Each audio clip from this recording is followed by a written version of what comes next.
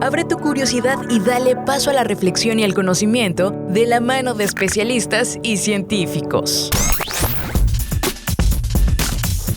Bienvenidos al espacio de la divulgación, la tecnología y la innovación. UJAT Conciencia, en Radio UJAT. Iniciamos. Hola amigos, ¿cómo están? Bienvenidos sean una vez más a su programa UJAT Conciencia, que es transmitido por Radio UJAT 96.1 de FM y también en plataformas digitales de ciencia y tecnología UJAT. Muy contentos de estar con ustedes, amigos. Y también fíjense que tenemos grandes invitadas que son profesoras investigadoras de la División Académica de Educación y Artes, y me refiero a la doctora Verónica García Martínez y también la doctora Silvia Patricia Aquino Zúñiga. Doctoras, pues bienvenidas, ¿cómo se encuentran? Muy bien, muchas gracias. También. Buenos días, muy buenos días. Ya nos habíamos saludado en otras ocasiones, qué gusto que nos puedan acompañar otra vez. Y bueno, les voy a platicar un poco de la trayectoria de nuestras invitadas, iniciando con la doctora Verónica García Martínez, quien es licenciada en Ciencias de la Comunicación por la Universidad Autónoma de Tamaulipas de nuestro país, maestra en Comunicación por la Universidad Iberoamericana, plantel Santa Fe, con doctorado en Ciencias Sociales por la Facultad Latinoamericana de Ciencias Sociales, Flaxo, esto también en México, con especialidad en entornos visuales de aprendizaje por el Consorcio Virtual Educa Argentina y un postdoctorado en la Universidad de California, esto en San Diego, Estados Unidos, en the Center of Ibero-American and Latin American Studies. También realizó, entre otros, los diplomados en estándares y procesos editoriales, en saberes digitales para profesores de educación superior, en presupuesto basado en resultados y en evaluación de políticas y programas públicos. También la doctora Vero es miembro del Sistema Nacional de Investigadores Nivel 1 del Sistema Estatal de Investigadores, profesora de la División Académica de Educación y Artes en la licenciatura en Comunicación y el doctorado en Educación. Asimismo, es miembro del Cuerpo Académico Consolidado de Investigación e Innovación Educativas, miembro de la Red CONACYT de Tecnología Educativa, así como del Consejo Mexicano de Investigación Educativa. También es evaluadora del Registro de Evaluadores Acreditados del CONACYT, editora de la revista Emerging Trends in Education y actual directora de Planeación y Evaluación Institucional de nuestra universidad. También la doctora Silvia es profesora e investigadora de la Universidad Juárez Autónoma de Tabasco, licenciada en Administración de Empresas Turísticas por la Universidad Veracruzana, maestra en Educación por nuestra universidad y doctora en Ciencias de la Educación por el Centro de Estudios para el Perfeccionamiento de la Educación Superior de la Universidad de La Habana, Cuba. Cuenta con el perfil PRODEP, es miembro del Sistema Nacional de Investigadores Nivel 1 del Registro de CONACYT de Evaluadores Acreditados RCA y del Sistema Estatal de Investigadores del Consejo de Ciencia y Tecnología del Estado de Tabasco. También es evaluadora de comités interinstitucionales para la evaluación de la educación superior, programa de formación docente en educación media superior, programa de desarrollo profesional docente y evaluadora de proyectos de investigación CONACYT. Pertenece a la red de investigadores en investigación educativa REDIE, Red de Comunidades para la Enseñanza, Aprendizaje en Educación Superior RECREA y el Observatorio Regional para la Calidad en la Educación Superior Oracle. Pues muchísimas gracias por acompañarnos y fíjense que vamos a platicar sobre un proyecto, una publicación que también realizaron en ese sentido, que es sobre los jóvenes ante la pandemia COVID-19, experiencias y aprendizajes y retos. Pues nuevamente bienvenidas, platíquenos, ¿no? ¿Cómo surge el desarrollo? ¿Cómo surge este proyecto? Muchas gracias por acompañarnos, doctoras. Bueno, pues gracias por la invitación, Adrián. Estamos muy contentas de estar y compartir esta experiencia con todos los que nos van a escuchar o nos escuchan sobre este proyecto que surgió pues a raíz de la pandemia, después de la pandemia, y que experimentamos como profesores de la universidad pues muchos precisamente retos y aprendizajes, pero quisimos saber cómo lo asumieron los estudiantes y hicimos con nuestro cuerpo académico una invitación a otros cuerpos académicos de otras divisiones para que pudiéramos hacer este conglomerado, digamos, de experiencias de los muchachos. Y entonces estamos en este libro compartiendo esas experiencias con la División de Salud, de Ciencias de la Salud y con la División de Tecnologías. Entonces, profesores de esas tres divisiones académicas estamos participando en este proyecto que es producto de un foro. El foro fue una convocatoria a los estudiantes para que compartieran sus experiencias, y a partir de ese foro, revisando todos los trabajos que mandaron los alumnos, pues decidimos hacer este libro. Claro, se suma muchas, puntos de vista, es multidisciplinario el trabajo. ¿Cómo fue recabar esa información, doctora? ¿Cómo fue recabar esa información? Buenos días antes que nada, y muchas gracias por la invitación. La verdad que es un gusto compartir con ustedes esta experiencia. Pues como bien decía Vero, ¿sí? Surge a raíz de conocer cómo habían pasado los estudiantes esta problemática del COVID, y se hizo un foro de estudiantes, se convocó a un foro de estudiantes donde narraran sus experiencias en términos de cuestiones académicas, problemas, cuestiones de tecnología. Como bien decía aquí Berito, participamos 4 cuerpos académicos, 2 de la División de Educación y Artes, porque también estuvo el cuerpo académico de estudios organizacionales, y el de DACCITI y el de salud, ¿no? Entonces, la idea era precisamente, ¿por qué esos cuerpos académicos? Porque por una parte estaba el área de educación, que era el eje educativo, por otra parte estaba el de tecnologías, el eje de tecnologías, donde participó DACCITI, y por otro el eje, podríamos decir de salud, que era donde participaban las compañeras de salud, ¿no? Entonces, a partir de ahí, esos fueron los 3 ejes que rigieron la temática. Invitamos a los estudiantes, hubo mucha participación de las diferentes divisiones, y la verdad fue un trabajo muy revelador, ¿sí?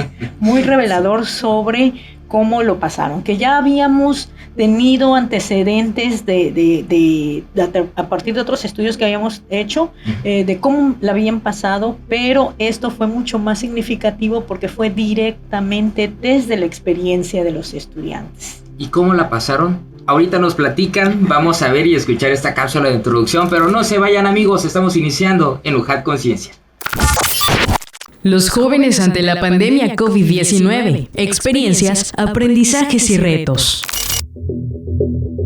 La pandemia causada por la COVID-19 impactó en todos los aspectos sociales de la población global: la economía, la salud, la cultura y, por supuesto, la educación. Hoy más que nunca, la universidad, a diferencia de otros niveles educativos, debe enfrentar una pluralidad de misiones: docencia, investigación, extensión y difusión de la cultura, cuyo fin es el servicio a la sociedad, los cuales se vieron afectados por esta situación. En relación con el ámbito educativo, el cambio drástico de modalidad de enseñanza presencial a la enseñanza virtual trajo consigo una serie de cambios a nivel institucional y personal para docentes y estudiantes. A pesar de la capacitación a los docentes y la adquisición de la plataforma para la enseñanza virtual, diversos efectos ralentizaron el desarrollo educativo, por lo que la UJAT, en concordancia con la Comisión Nacional para la Mejora Continua de la Educación 2021 y el Plan de Desarrollo Institucional 2020-2024, enuncia la necesidad de realizar diagnósticos estratégicos sobre experiencias y efectos de la contingencia sanitaria, así como atender la salud física y psicológica de los estudiantes.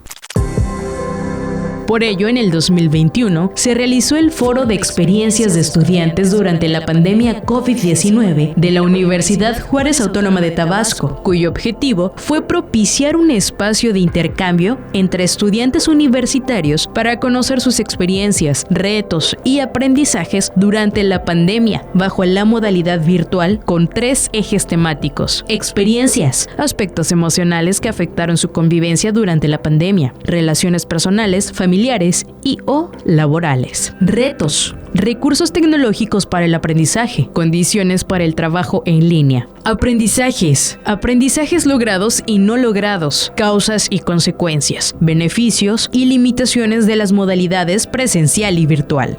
Así, las y los profesores que participaron en este proyecto esperan que esta obra de divulgación sirva para conocer y sensibilizar ante las diversas situaciones vividas durante la pandemia, sin olvidarse de que somos sobrevivientes de un acontecimiento histórico que marcó un antes y un después en la humanidad. Bueno, pues platíquenos entonces cómo es la estructura de este libro, doctor. Pues a partir de todas las experiencias que revisamos de los estudiantes y de nuestras líneas temáticas, pues establecimos una serie de participaciones de los cuerpos académicos, lo que consideraran cada cuerpo que pudieran ser de su expertise, digamos. Entonces salieron 8 capítulos del libro.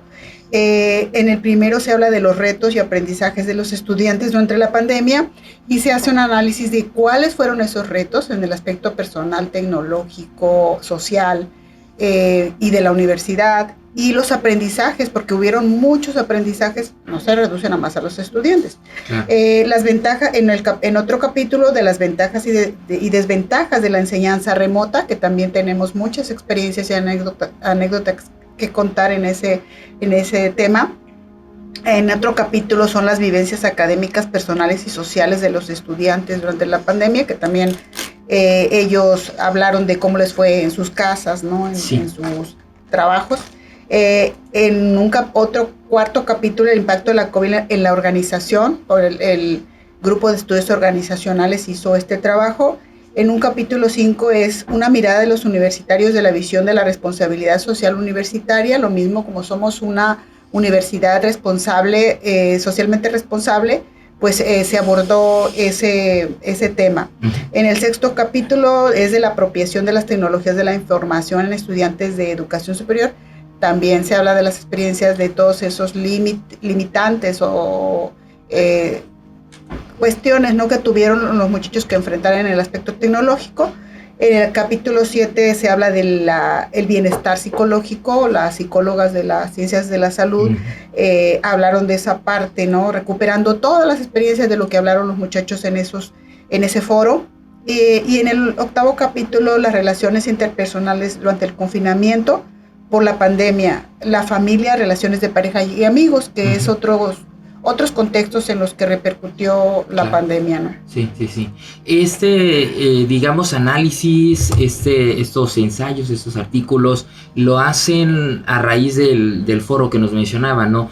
¿Tuvieron interacción entre los cuerpos académicos para hacer cada uno su propio trabajo? ¿Cómo fue? Claro que sí, pues obviamente partimos de la idea de conformar este foro y la invitación a los cuerpos académicos pues realmente fue con esa intención, ¿no? Que desde su expertise, desde su área de expertise, pudiéramos recuperar esas experiencias por parte de los estudiantes. Entonces fue una organización que nos llevó poco más de 3 meses, ¿sí? El área de la doctora Perlita. Perla López de Programas Estudiantiles. Sí, le mandamos un saludo. La verdad, ella nos apoyó muchísimo para la organización de este foro virtual, sí. Entonces, tuvimos muchísimo contacto con los cuerpos académicos para organizarlo y establecer los ejes, etcétera, dividirnos cómo nos íbamos a organizar para analizar la información, hacer la estructura y que tuviera una coherencia todo el trabajo. Sí. Nos decía de algunas experiencias y anécdotas que destacan en este libro, ¿no? Platíquenos, doctora. Sí, yo recuerdo algunas porque leímos todas las participaciones de los alumnos para ir haciendo el análisis y entresacando todas esas líneas temáticas. Recuerdo el de una muchacha que decía que su papá perdió el trabajo, por ejemplo, de chef en un hotel, porque pues lo despidieron por falta de actividad turística, ¿no? Sí. Entonces, que estaban ellos pues muy deprimidos y no hallaban qué hacer, y un día llegó su mamá con una papaya. Y entonces le pregunté, pues, ¿qué vas a hacer con esa papaya? Y la mamá vendió la papaya.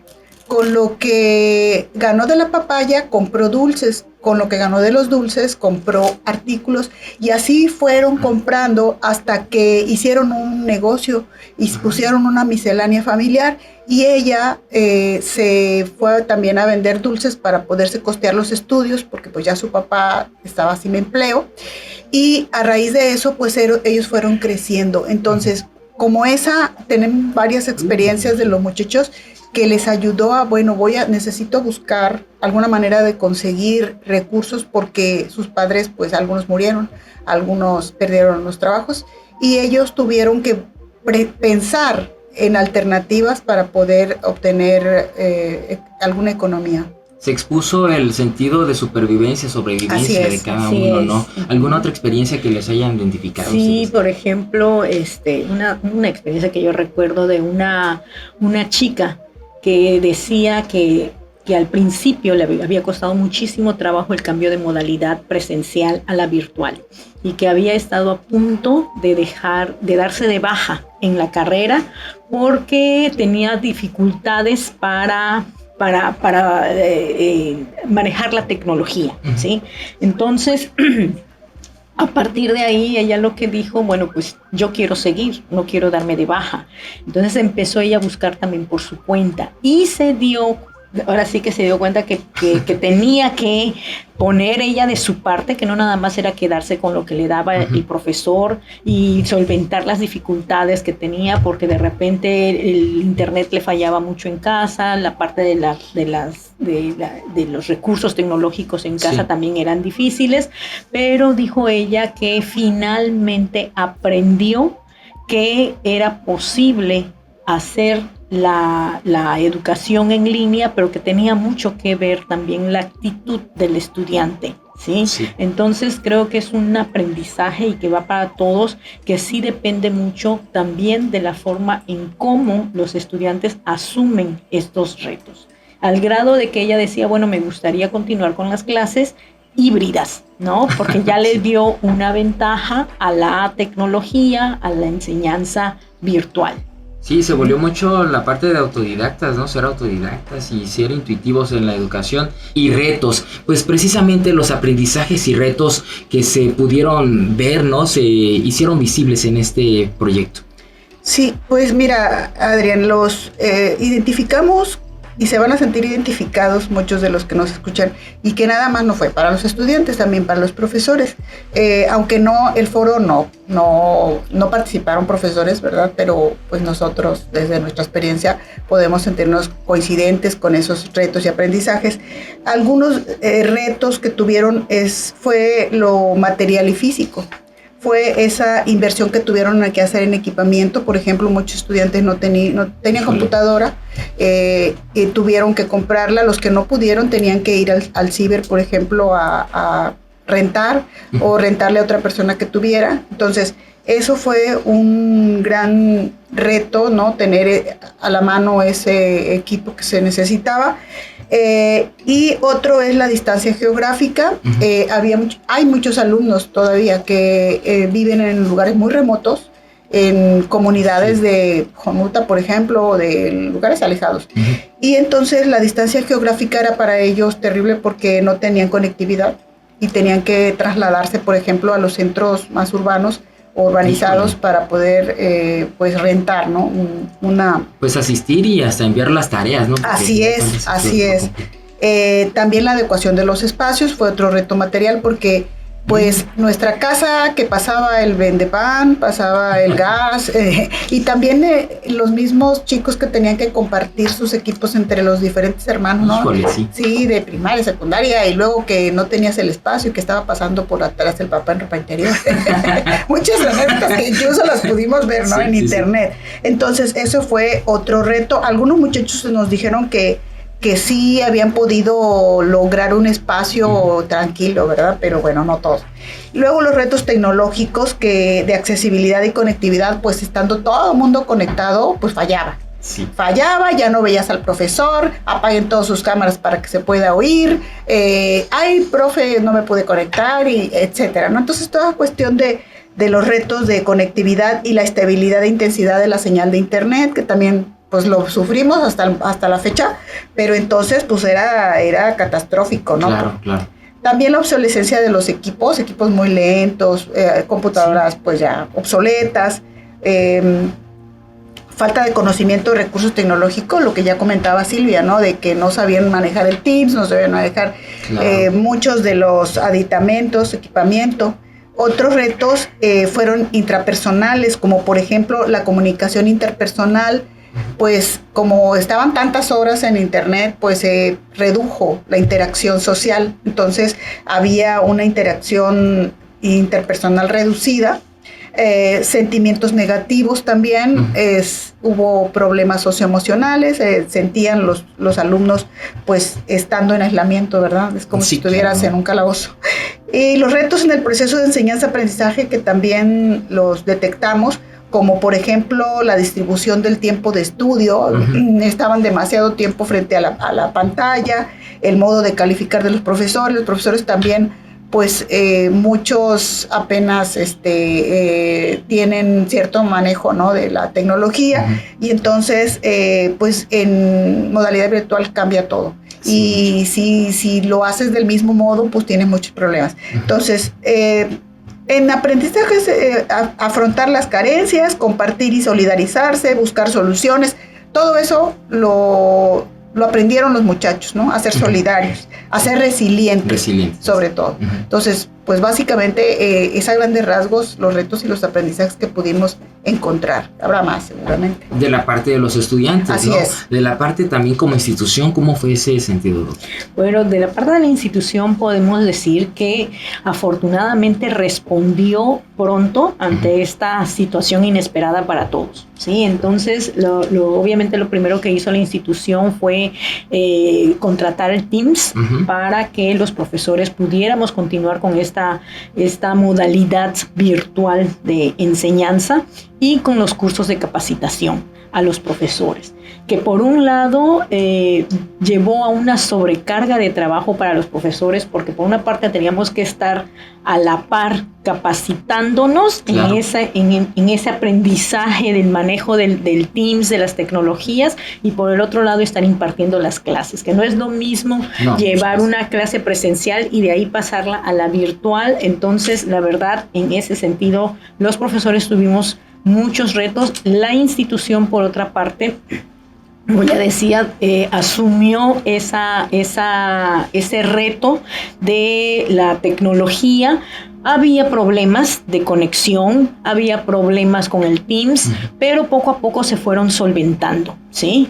Con los profesores, con los estudiantes, etcétera. Entonces, esta respuesta que dio la institución, la verdad, fue muy oportuna, ¿sí? Sí llevó una curva de aprendizaje tanto para la administración, para los profesores, para los docentes, pero creo que en este momento ya los profesores podemos decir que dominamos un poquito más la parte tecnológica, ¿no? Entonces, y estos retos que asumió la institución, pues también fueron similares a los de otros países, en otros estados también. Fue exactamente lo mismo, ¿sí? Sí, claro. Aquí en el libro no se menciona como tal, pero ustedes también pues imparten, ¿no?, cátedra y todo lo demás. ¿Cómo fue también para ustedes esa experiencia? ¿Se nos pueden platicar tantito? Pues fue una sobrecarga, ¿sí? Una sobrecarga de trabajo, porque pues estamos acostumbrados a una clase presencial donde tú te mueves dentro del salón de clases, pones diversas actividades, etcétera, y de repente estar sentado frente a la computadora, y más cuando tienes de 4 o 5 grupos, ¿sí?, con diferentes materias. Entonces, la verdad sí se sentía una sobrecarga o un estrés, etcétera. Pero también, obviamente, necesitábamos, porque todo este cambio de modalidad necesariamente implica pues una nueva planeación, usar otras estrategias, adaptarte a los recursos que te ofrece la tecnología y ese aprendizaje, ¿no? Entonces, sí, de repente los maestros, al menos yo en lo personal, sí me sentía como con mucha sobrecarga, ¿no? Por la parte de las clases, el aprendizaje paralelo a todo esto. Y estar frente al monitor, la luz siempre al fin de cuentas daña. Sí, que ahí yo creo que faltaría hacer algunos estudios, yo creo que son de los estudios que van a venir, cuáles han sido los efectos del uso de esta tecnología, porque pues tengo entendido que afecta cuestiones de postura, del cuello, de cadera, etcétera, la falta de estar tanto tiempo sentada y sobre todo la parte de la vista, ¿no? Y bueno, también algo importante es la convivencia que se dio en casa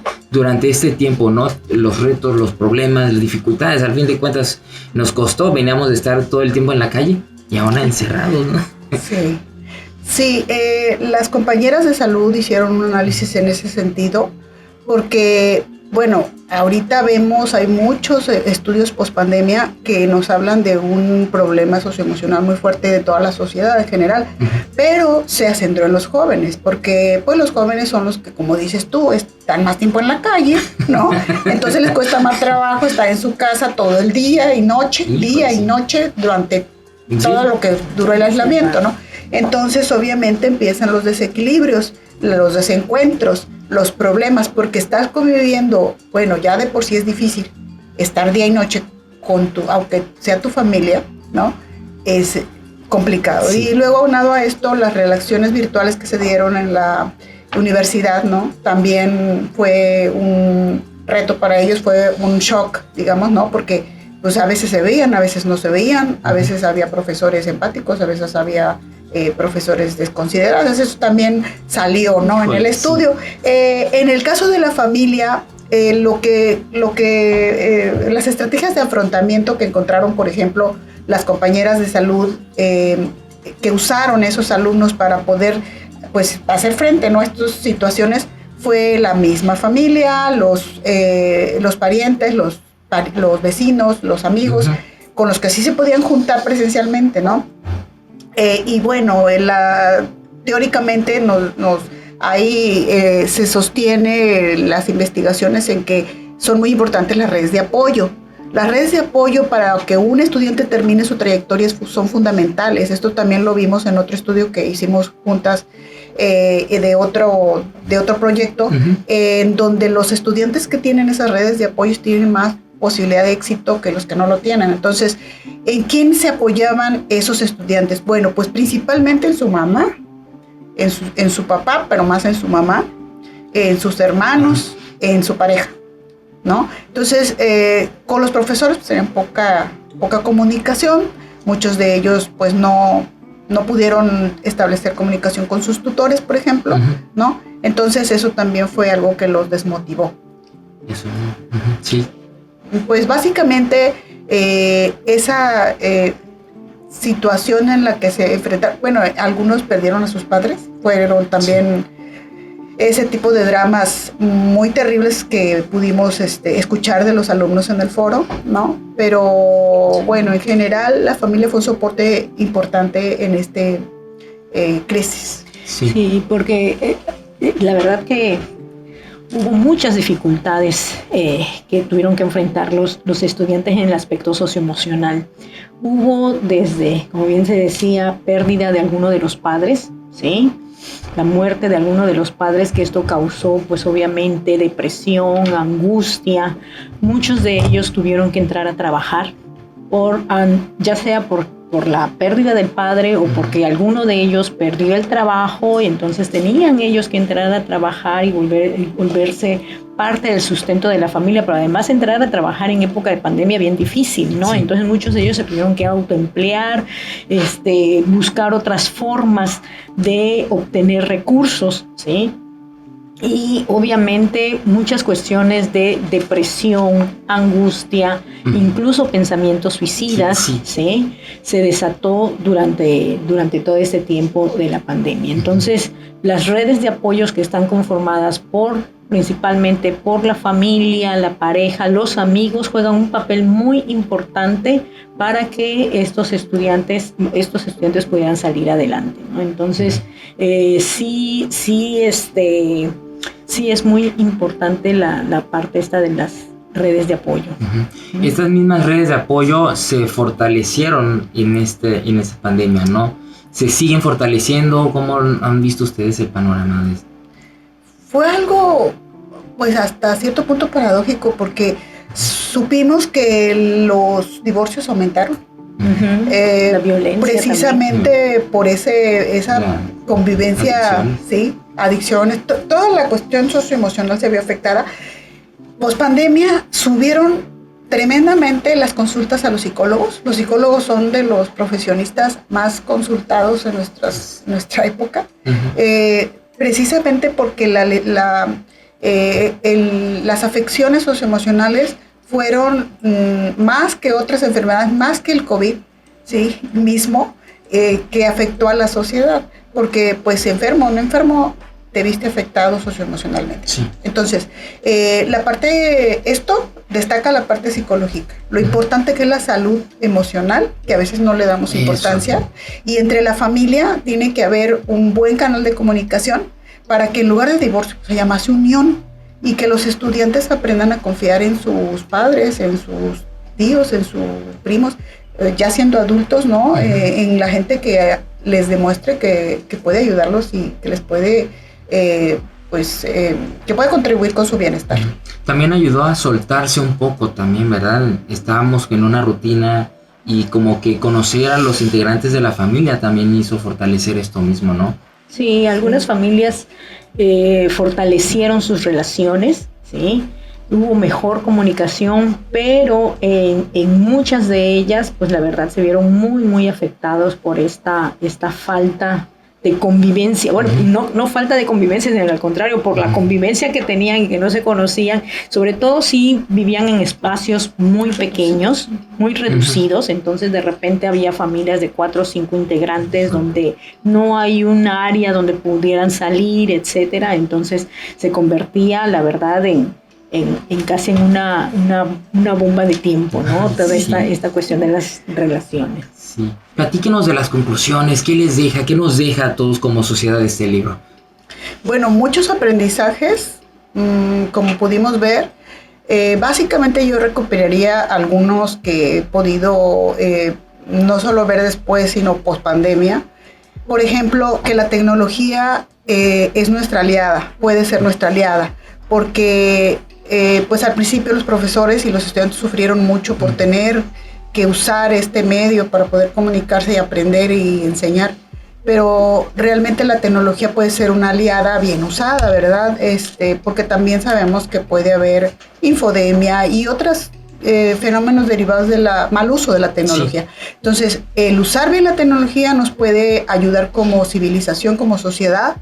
Y hay otra cosa que también es importante recuperar, que es la resiliencia, que es un concepto que, bueno, últimamente ha estado muy presente en los discursos, porque pues ya tiene mucho tiempo, ¿no?, que se habla al respecto, pero aprendimos a ser resilientes muchos los que sobrevivimos, ¿no? Aprendimos a que pues tienes que vacunarte, tienes que fortalecer tus vínculos sociales, tienes que saber que hay otra forma de aprender y de enseñar, tienes que superar las barreras para salir adelante. Entonces creo que el COVID nos dio la oportunidad a los que quedamos de esa época, ¿no?, que vamos a poder contar y que esperamos que no se repita, todas esas experiencias que deben de ayudarnos a ser resilientes, ¿no? Sí, a tener esa fortaleza y contar unos con otros para poder salir adelante en cualquier eventualidad. Sí. Entonces me parece que esas dos cosas, digo, hay muchas, pero los muchachos también tendrán sus cosas que contar, pero toda experiencia nos debe servir para mejorar. Sí, como que marcó un antes y un después, ¿verdad? Sí, y sobre todo para la institución le queda también un gran reto. Sí, sobre todo en la parte de la tecnología. Si bien emigramos de un modelo presencial al virtual, aún tenemos el reto de cómo dar las clases híbridas o qué implica un modelo híbrido, porque no solamente es pasar la clase de las horas presenciales a las horas virtuales, sino que implica obviamente un modelo, otra planeación, otros recursos, etcétera, y creo que ahí es donde nos falta. Esa es una cuestión que nos faltaría como institución, migrar realmente hacia una modalidad híbrida. Yo quisiera comentar algo rápidamente y saliéndonos un poco del guión. Que una doctorante hizo un estudio sobre el post-COVID para ver qué tanta tecnoestrés teníamos los profesores. Ahorita todavía está en conclusiones el trabajo, pero la hipótesis era que estábamos muy tecnoestresados. Pero ¿qué pasó? Que no estamos tecnoestresados, o sea, fueron muy reducido el número de profesores que sintieron estrés tecnológico. Que esto pues es una buena noticia porque nos permite inferir que en realidad los profesores no sufrimos por la adopción tecnológica, y que podemos, pues, como dice Silvia, ¿no?, sacarle jugo a esas modalidades. Sí. Y como decía, como un reto para la institución, creo que ya es imperante empezar a sacar más licenciaturas en la modalidad a distancia. Eso.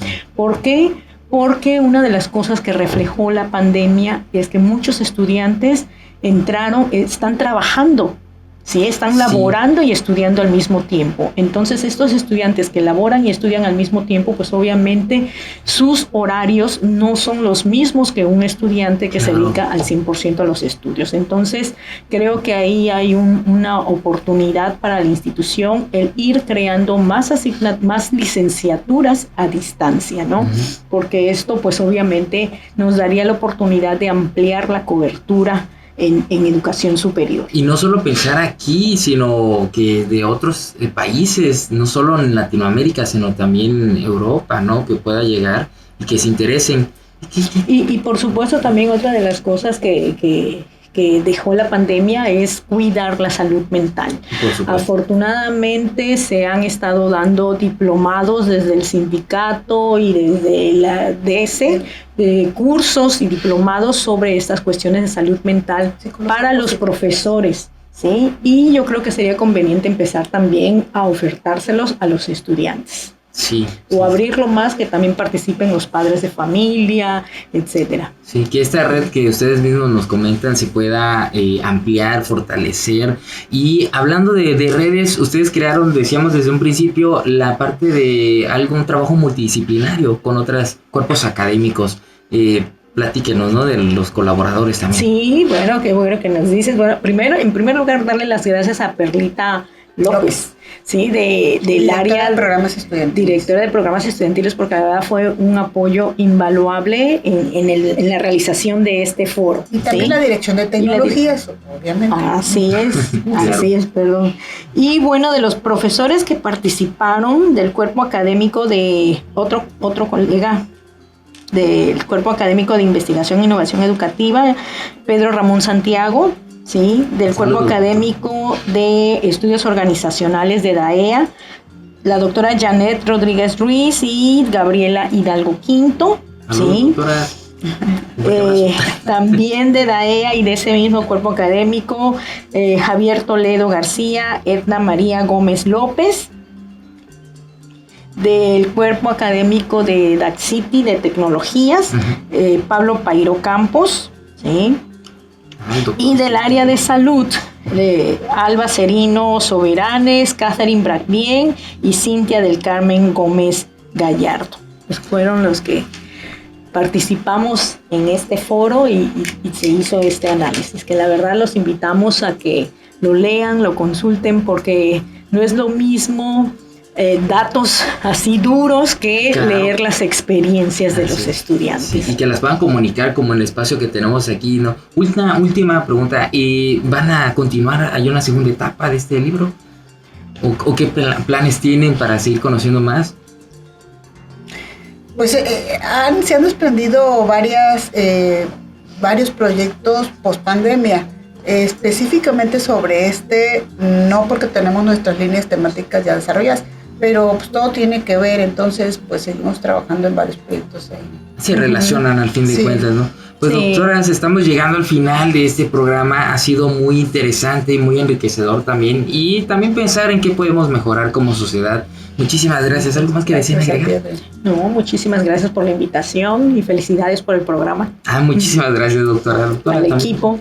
Sí, muchas gracias, Adriana, y a todos los que nos escuchan, pues les invitamos a que revisen este documento, y también queremos agradecerle a todos los estudiantes que participaron en estos foros, que también muchos de sus testimonios vienen en este libro ahí, transcritos literalmente. Se van a identificar, ¿no? Así que además el libro lo pueden descargar de manera gratuita la página de publicaciones científicas de la UJAT. Así es, ahí está, síganos pcientificas.ujat.mx, ahí va a aparecer el link para que lo puedan buscar.